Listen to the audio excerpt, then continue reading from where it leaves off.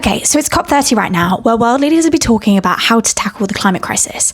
But did you know that tackling the global debt crisis is actually a really important piece of the puzzle? It's all to do with how our international monetary and financial system works, which, in a nutshell, has been shaped by colonialism and is dominated by the dollar. To see this in practice, let's look at the global debt crisis. The Global South owed $31 trillion in public debt in 2024, mostly to Global North banks and financial institutions, many of which are from the very same countries that colonised them. These loans have been economically devastating to the Global South because of two main factors. First, they came with strings attached.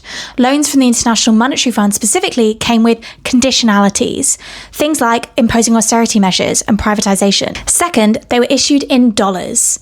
That means countries are vulnerable to US interest rate increases, which in recent years has caused the cost of paying off that debt to spiral. But on a more structural level, it also means Global South countries have to gear their whole economies towards accumulating dollars to pay off their debts, which often means focusing on polluting and ecologically damaging export industries.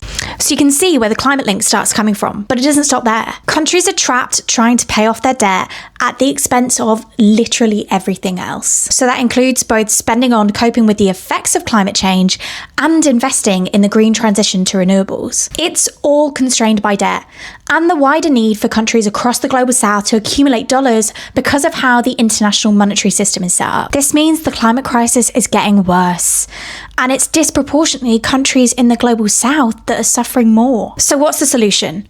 Well, there's two big calls from the Global South to tackle this. One, cancel the debt. It's something that Global South countries have been calling for decades, and really is something that should happen alongside a wider process of colonial and ecological reparations. With less money going to repaying debts, more can go to climate action. Two, shift our international monetary and financial system away from the dollar and towards local currencies. So much of global debt being in dollars is what makes it all the more damaging. A shift away from the dollar towards more local currencies, not just in lending but in trading too, enables countries to have more control over their economies. Reducing the structural need to accumulate dollars could also facilitate a longer-term shift away from ecologically damaging extractivist export industries. These two changes could have a hugely transformative impact for the Global South and free up much-needed funds for climate finance. At Positive Money, we talk about debt and transforming our international monetary and financial system in our report Beyond Dollar Dominance. But there are loads of amazing grassroots organisations working on this.